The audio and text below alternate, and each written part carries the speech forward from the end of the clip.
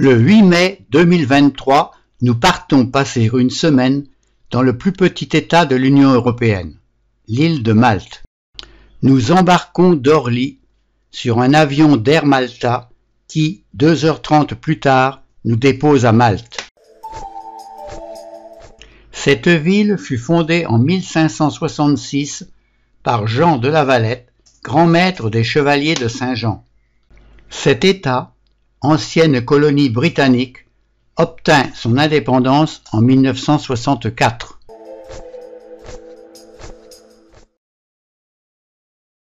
L'entrée de la ville s'orne de l'imposante fontaine des Tritons qui prolonge une longue esplanade hors de la ville.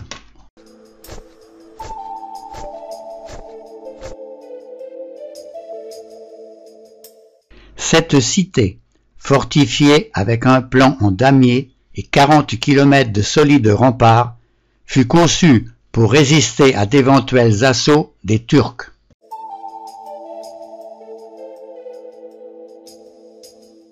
Voici la rue principale, la rue de la République, toujours très animée.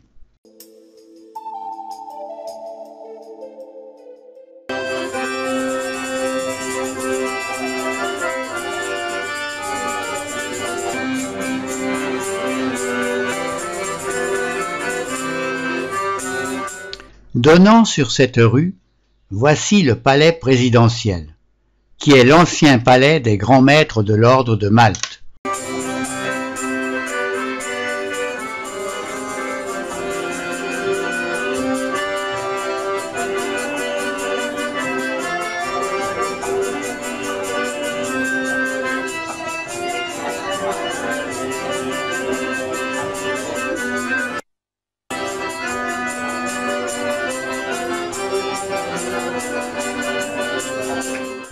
Tout près se trouve la bibliothèque avec la statue de la reine Victoria.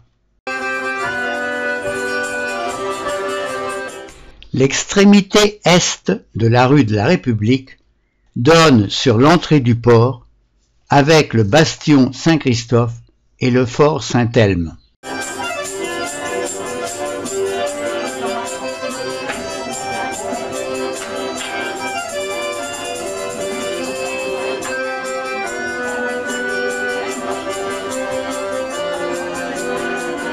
L'infirmerie sacrée fut construite en 1574. C'était l'hôpital de l'ordre de Saint-Jean de Jérusalem qui à l'époque était le plus novateur en Europe. La salle principale, d'une longueur de 155 mètres, est la plus grande d'Europe. Elle pouvait accueillir 600 patients sur 300 lits doubles. Un imposant escalier de pierre nous conduit sur la terrasse, d'où nous pouvons contempler les trois cités de l'autre côté du port.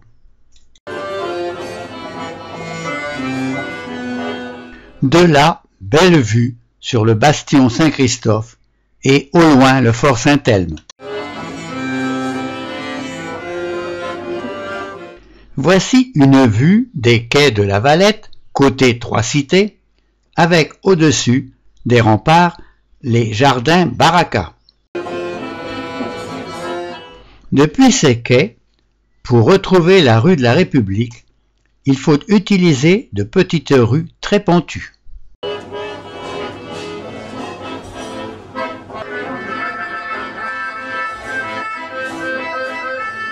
L'une d'elles abrite de nombreux magasins de bijoutiers.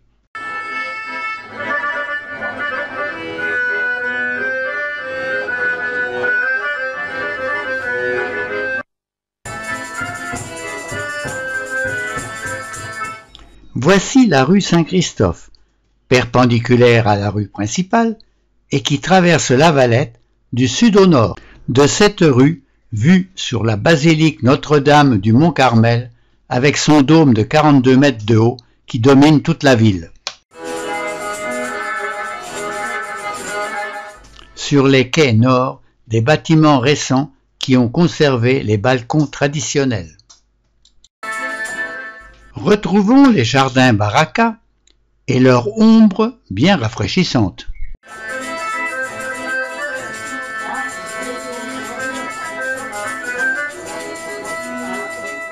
De là-haut, vue sur la batterie de canon qui tonne chaque jour à midi et à 16 heures. La Valette compte de nombreux bâtiments anciens comme les 8 auberges. Ces auberges étaient le logement pour accueillir les chevaliers des différentes nations d'Europe. Voici l'auberge de Castille, qui est actuellement le lieu de résidence du Premier ministre.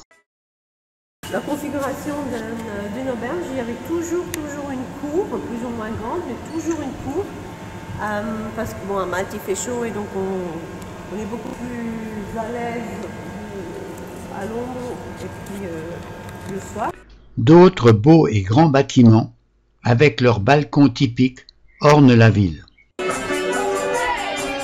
ainsi que des fontaines.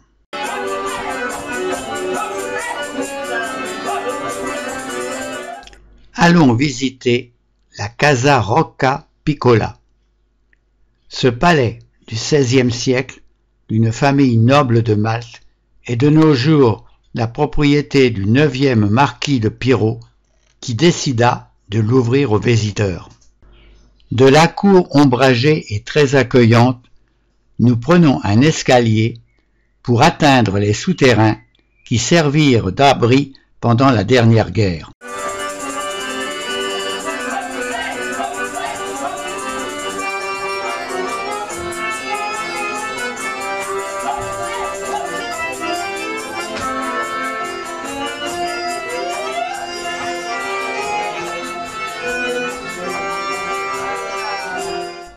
Remontons pour visiter les différentes salles de ce palais.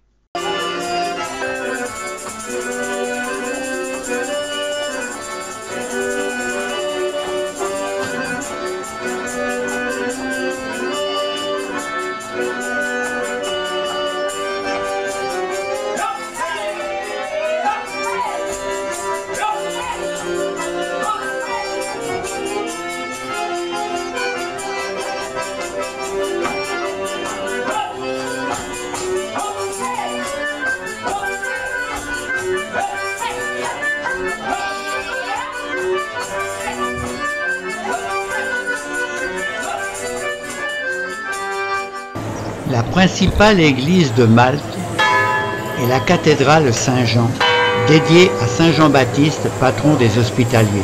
Sa construction fut achevée en 1577.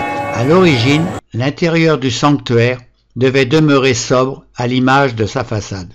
Mais ce n'est pas le cas, car chaque élément de l'espace, sol, mur, colonne, plafond, est recouvert de décorations.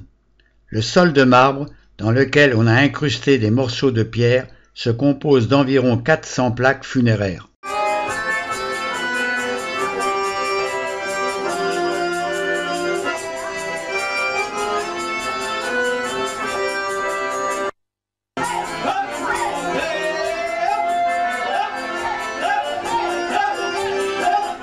Le chœur est orné d'un groupe de statues de style baroque tardif représentant le baptême du Christ. Au moment de notre visite, une exposition temporaire de tapisseries ornait les murs.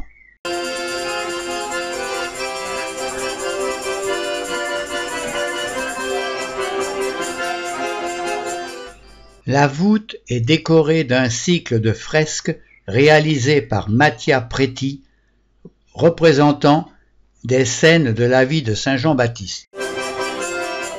La cathédrale comporte 8 chapelles, dont chacune est attribuée à l'une des langues de l'ordre de Saint-Jean de Jérusalem. Les chapelles abritent les tombeaux en marbre et en bronze des principaux grands maîtres.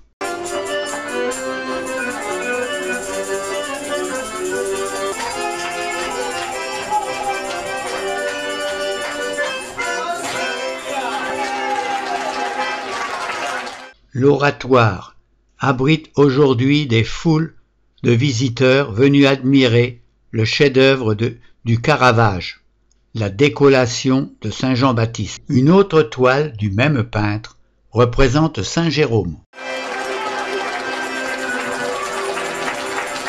Des jardins bien fleuris offre une vue sur les 3 cités qui font face à la Valette.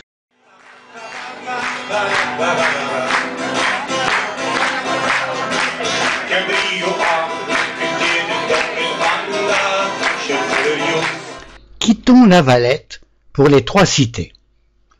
Il nous faut traverser le bras de mer en empruntant une petite embarcation. Ces cités, tout comme la Valette, étaient protégées par d'immenses remparts. Nous arrivons à Birgo, la ville principale des 3 cités, où nous attend Henri pour nous faire visiter. La cité ancienne est enserrée de remparts et offre des ruelles parfois étroites et pentues.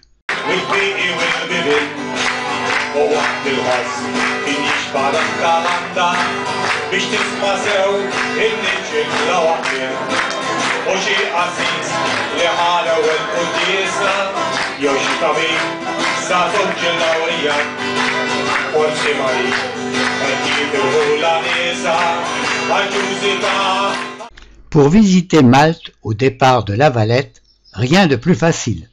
De nombreux bus partent dans toutes les directions depuis la gare routière située à 3 minutes de notre hôtel.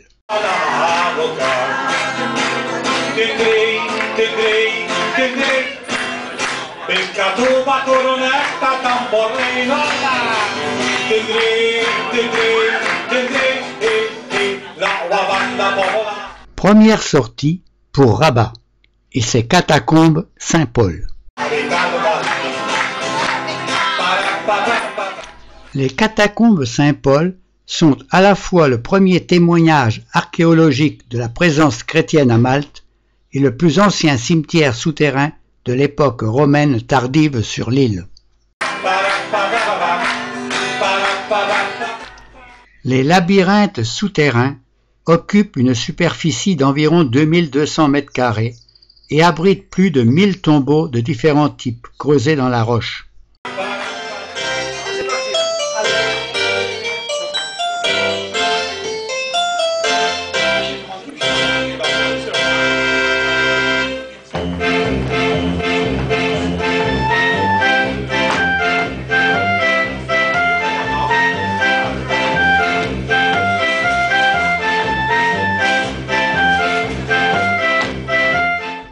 À l'entrée, un petit musée présente des pièces trouvées dans les catacombes ou dans la villa romaine toute proche.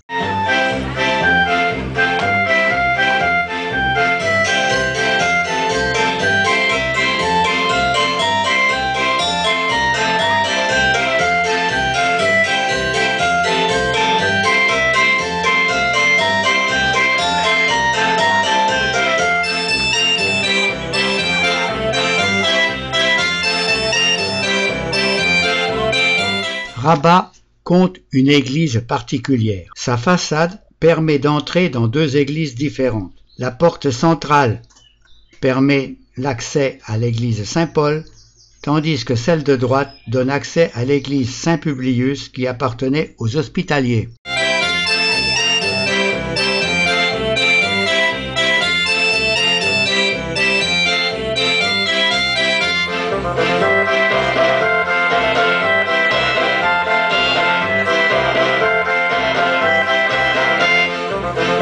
Nous voici maintenant dans la ville voisine de Mdina. Elle fut jusqu'à l'arrivée des Hospitaliers la capitale animée de Malte. La vieille ville médiévale, parfaitement préservée, est un oasis de calme. On ne peut se déplacer qu'à pied dans le labyrinthe de ses recoins et ruelles ombragées, ce qui a valu à Mdina son surnom de cité silencieuse. C'est Henri qui nous guide pour cette visite.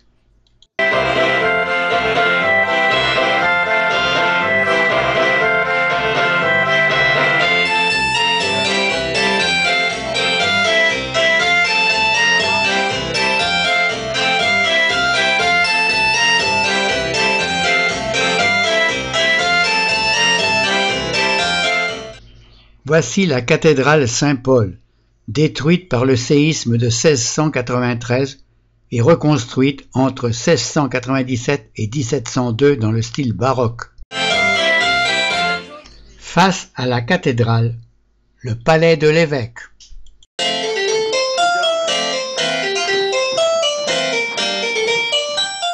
Suite de la visite sur les remparts et dans les ruelles.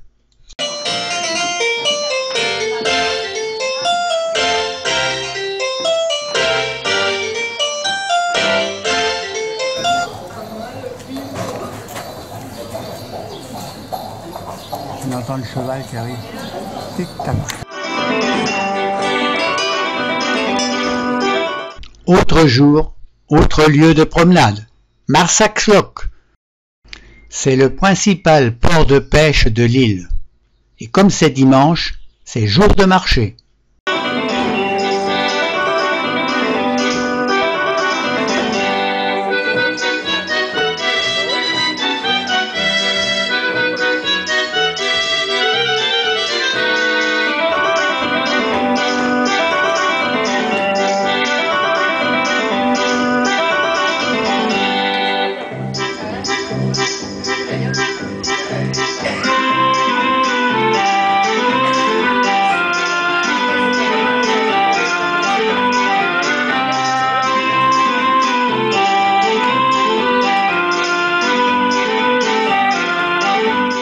Les pêcheurs sont de retour au port et ravaudent de leurs filets.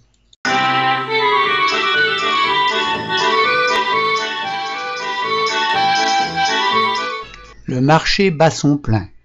On y vend de tout. Objets divers, alimentaires, mais surtout du poisson.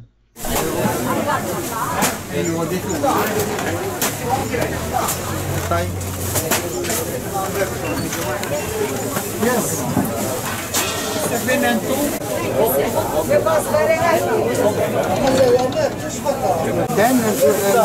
You are together. 650. How much all together?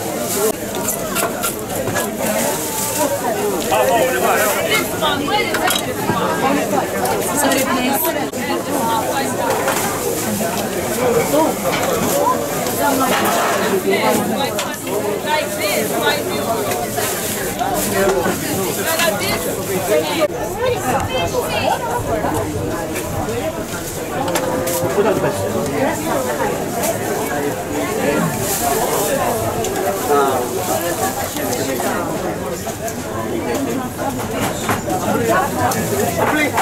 Espèce de poisson, hein, c'est quoi ça? Dans cette partie du port sont amarrés de plus gros bateaux.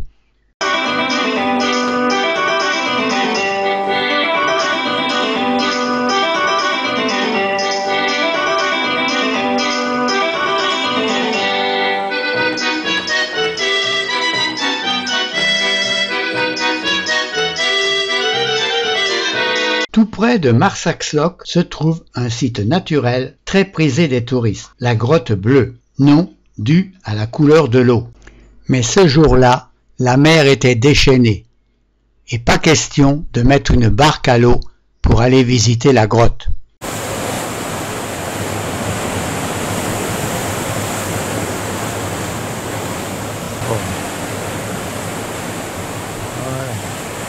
Elle est une belle, oh là.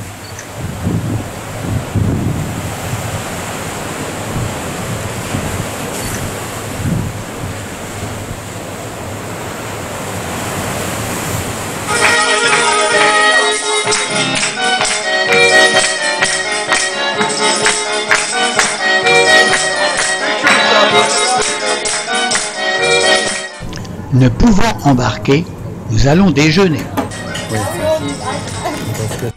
Le littoral maltais est parsemé de ces tours de défense.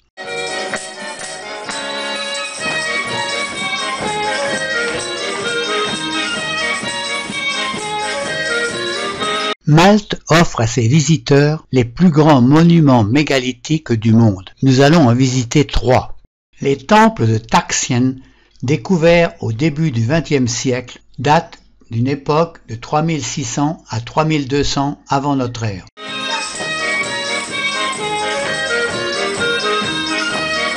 Seul exemple connu est le temple Assis Hatshepsut.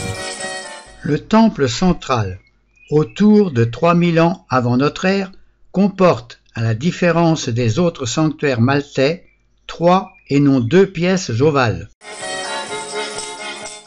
Ces constructions mégalithiques furent édifiées avec d'énormes blocs de pierre reliés entre eux.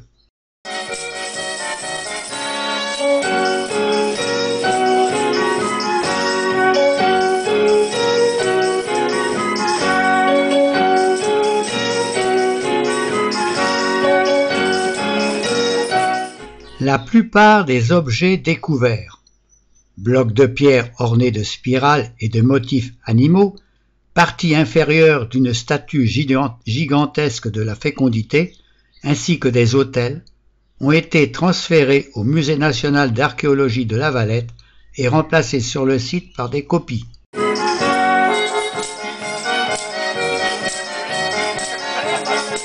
Voici la partie inférieure de la statue gigantesque de la déesse de la fécondité.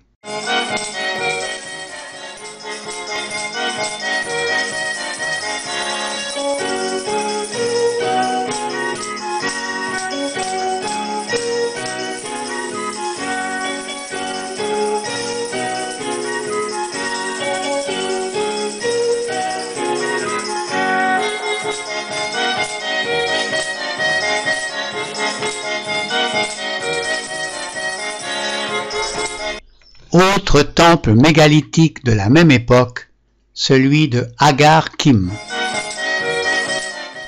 Découvert en 1839, Agar Kim est le temple préhistorique le plus vaste et le plus atypique de Malte.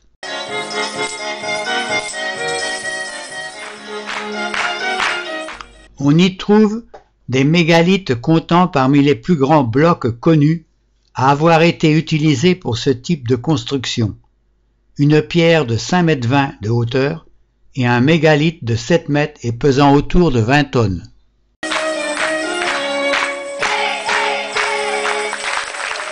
À partir du plus jeune âge, les fiancées brodaient elles-mêmes leurs vêtements et le linge de maison pour l'emporter comme dot lorsqu'elles se mariaient. Dans cette danse, vous allez voir la dentelle fine sur le costume et ça montre leur habilité pour cette spécialité. On applaudit bien fort la danse de la...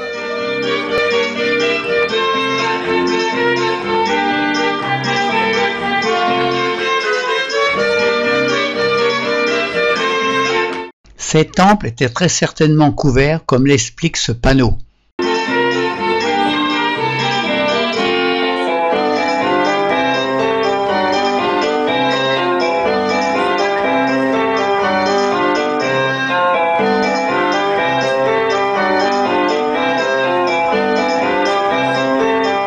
Troisième site visité, le temple de Najdra. Ce temple était probablement un observatoire astronomique très développé, grâce auquel on pouvait calculer précisément la position du lever du soleil aux solstices d'hiver et d'été et aux équinoxes de printemps et d'automne.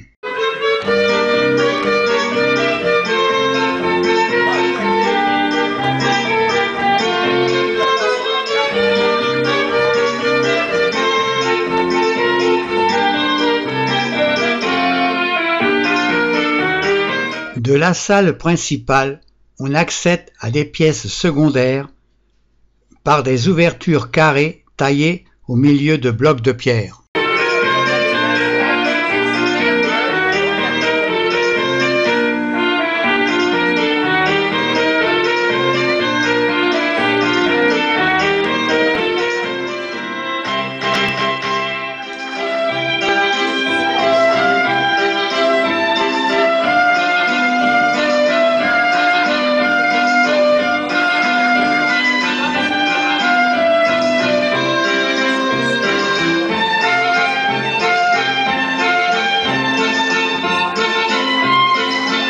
Rendons-nous maintenant au Musée national archéologique de La Valette et nous y verrons quelques pièces retrouvées dans ces temples. Ce musée est situé dans l'auberge de Provence du XVIe siècle qui accueillait autrefois les chevaliers de Malte de Langue de Provence.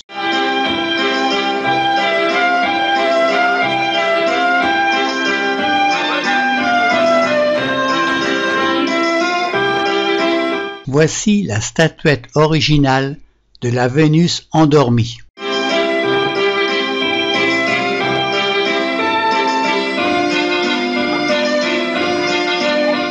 Les plantureuses statues maltaises suscitent tout particulièrement l'engouement.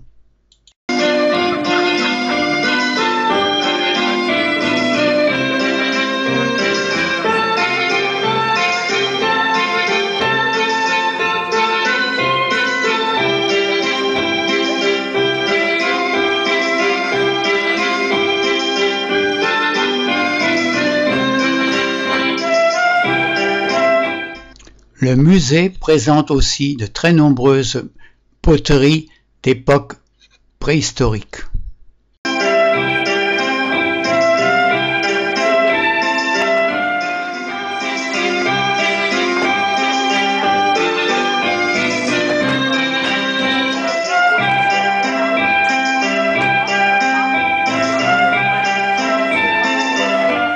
Voici quelques boulets en pierre avec lesquels les Maltais déplaçaient leurs mégalithes en les faisant rouler.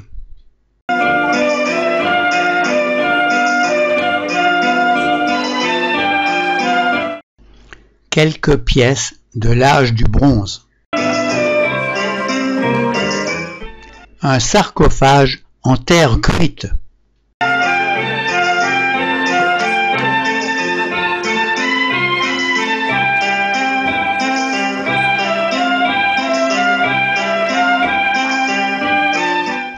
Des poteries trouvées au fond des mers.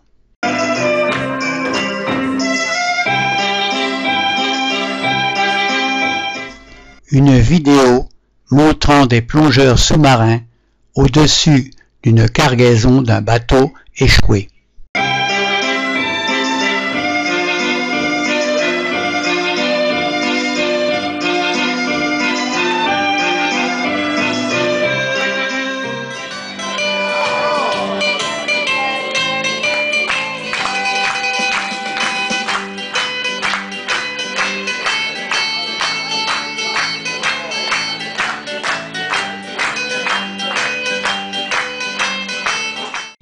Gozo, deuxième île de l'archipel maltais. Cette île a une superficie de 67 km². Sa forme est ovale, 14 km de long pour 7 de large. Il n'existe pas de cours d'eau permanent ni de forêt sur cette île. Sa circonférence est d'environ 50 km. Gozo se trouve à environ 6 km de Malte. Nous prenons un bateau et, une demi-heure plus tard, nous arrivons au port de Mgare. Un tuk-tuk nous attend, avec un guide francophone qui va nous faire visiter l'île pendant toute la journée.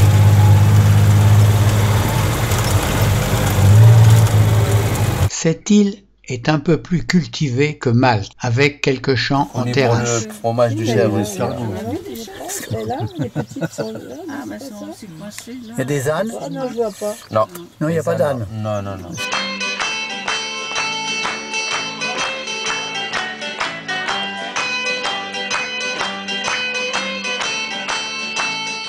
Notre premier arrêt se fait aux falaises calcaires de Tachens, dont la hauteur dépasse 130 mètres.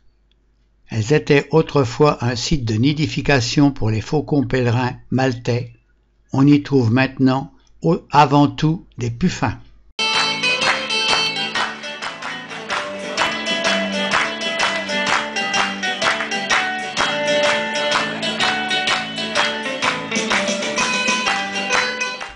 Il y pousse entre autres des capriers.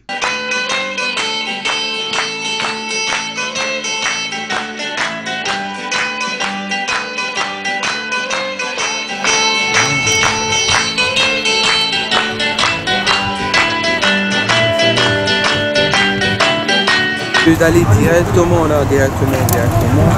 Et après à gauche là, il y a un petit plage, il y a du kitesurf, du bateau et tout. Alors vous nous trouvez là-bas. D'accord. Donc là-bas, vous avez le temps pour faire les photos et tout, boire un café, d'accord. vous trouvez là-bas. Voilà, et après à gauche. Alors, là, Nous arrivons à Xlandi Bay. Le chauffeur nous dépose et nous continuons à pied en longeant la mer jusqu'au port.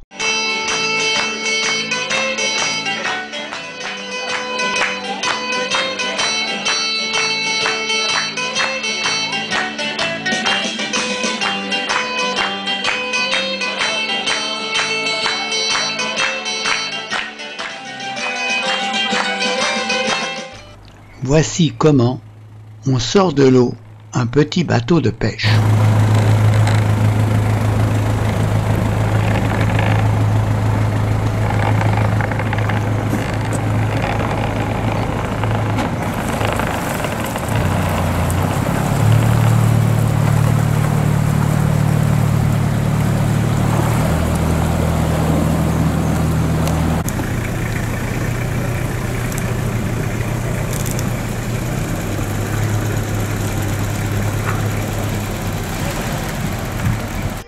Après déjeuner, nous voici sur la côte nord où se trouvent des marais salants. Les bassins sont taillés dans la roche.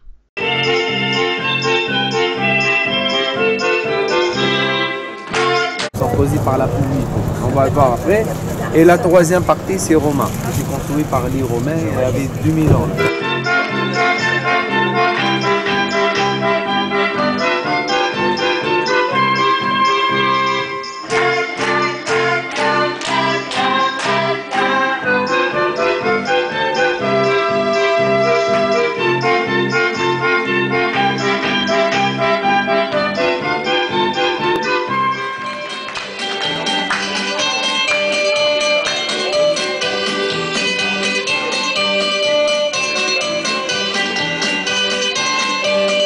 Pas d'herbage de toute façon. Alors, il n'y a pas d'élevage parce que tous les champs sont cultivés avec le céréal ici. D'accord, ok. Alors, c'est pour ça qu'il y a toujours à l'intérieur. Il ne faut pas d'élevage. Ouais. Ah oui, quand même. Oui.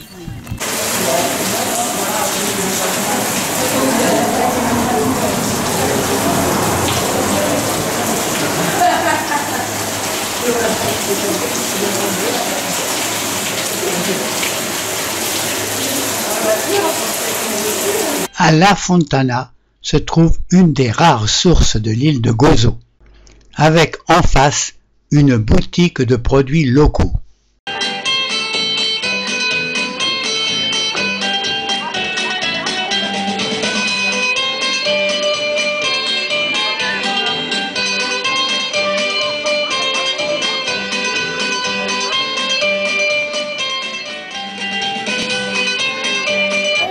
C'est un peu sucré, oui. Vous pouvez faire des cocktails avec, mettre sur de la glace. Ça titre à combien? Ça y est, j'ai mangé. J'ai bu. C'est 21, on dirait que C'est 21 degrés, oui.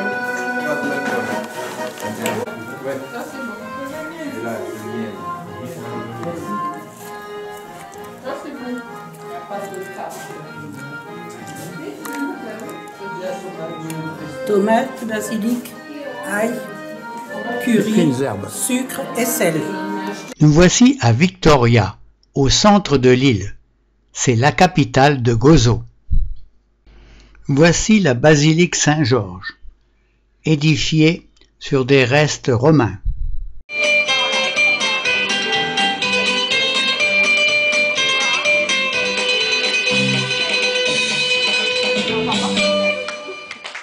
Victoria est dominée par la citadelle, juchée sur une colline rocheuse. Cette forteresse abrite des musées et offre une vue sur les environs.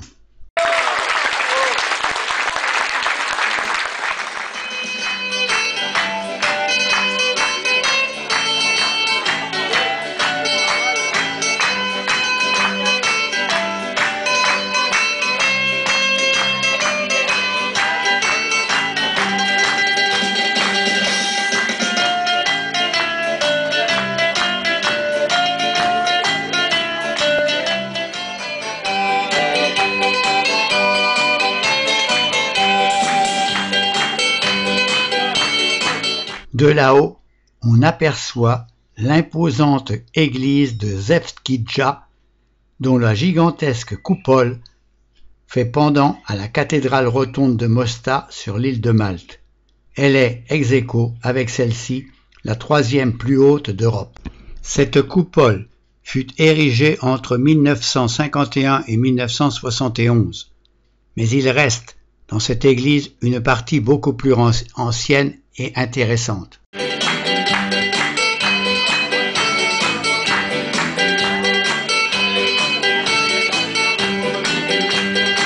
La journée se termine. Il faut retourner à Mgare et reprendre le bateau pour Malte. Au retour, nous longerons la côte de la minuscule île de Comino.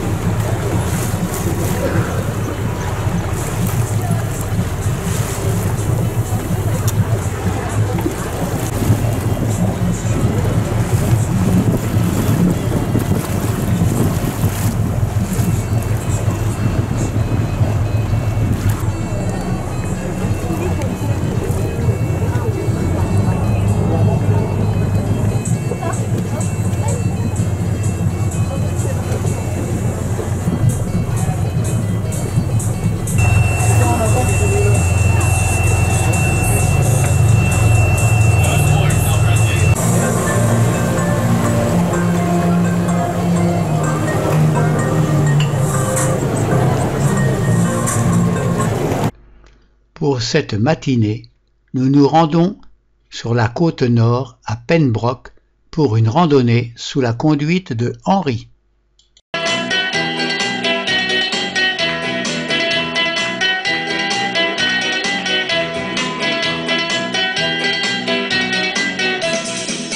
Cet immense terrain vague était occupé par les militaires anglais.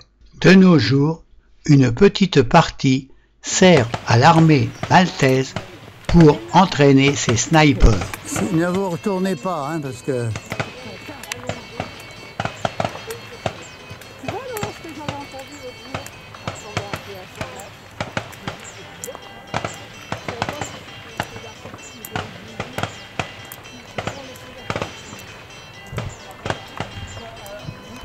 Un peu plus loin se trouve une tour de garde, comme il en existe beaucoup tout autour des côtes maltaises.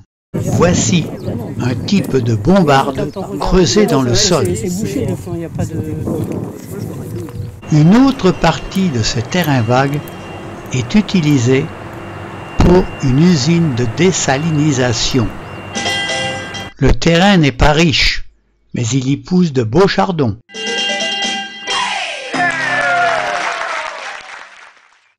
Aujourd'hui, nous prenons le bus pour Paola, où nous allons visiter l'entreprise Marceau-Vin et déguster leur vin. Nous sommes en compagnie d'un couple britannique, mais le guide parle un peu français. D'accord. Ah oui, pour qui propose d'accord, pour illustrer les étiquettes. Et ils font 3 tableaux pour nous, avec la tonalité rouge, blanc et rosé. Ah d'accord. Ah oui, C'est la chaîne. Ouais. Ou la cave. Enfin.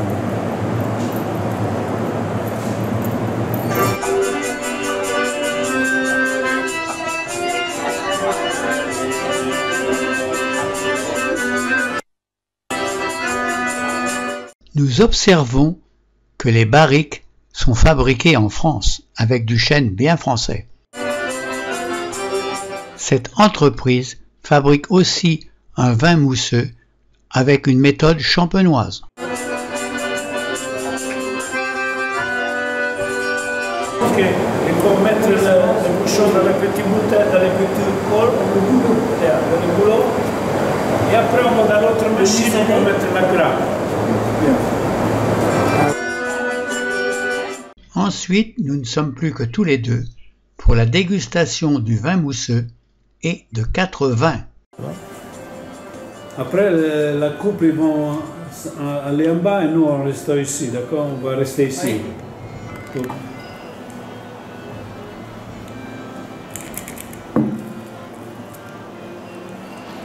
Ouais, tiens bien. Hein. Je peux... Paf. Voilà. Ah, une. Beautiful. Ah, Ça. Santé. Santé. Bon, merci. Cette dégustation est accompagnée de mets maltais qui nous serviront de repas.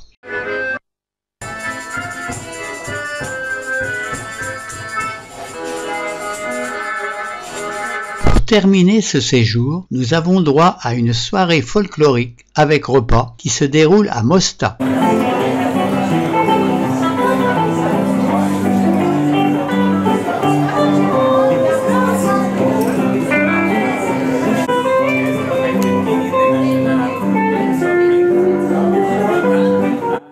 La musique joue pendant que les serveurs prennent les commandes. Un repas de qualité nous est servi.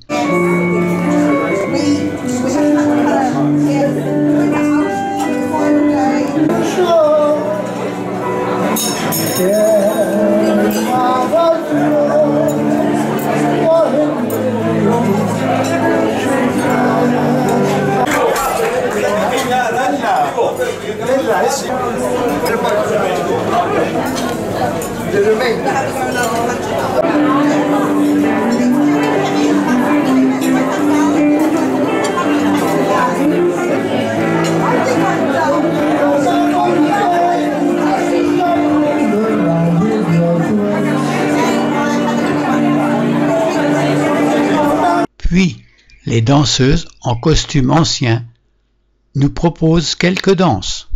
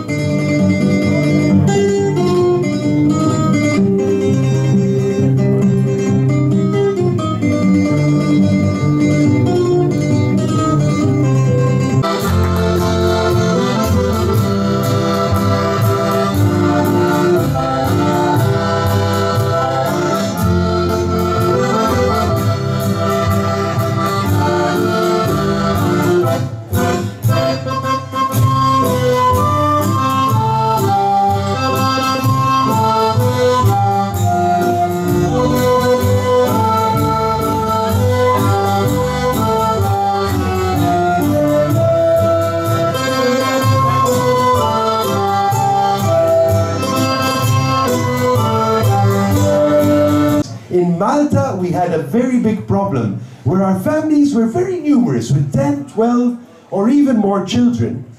Now, ladies and gentlemen, these pantaloons were Malta's first form of contraception.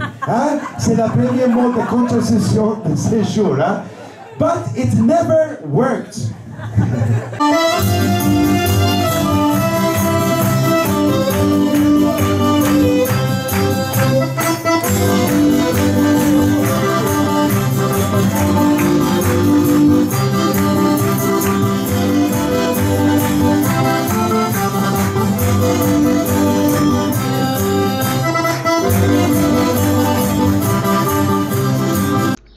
Le séjour est terminé. Il nous faut reprendre un avion de Air Malta pour regagner Orly.